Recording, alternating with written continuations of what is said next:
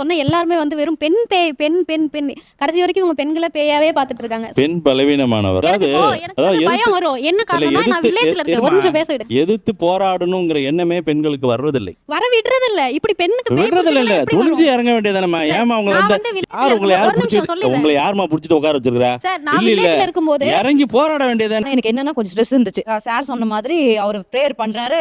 Actually இங்க கையை வச்சு அவங்க என்ன அழுத்துறாங்க.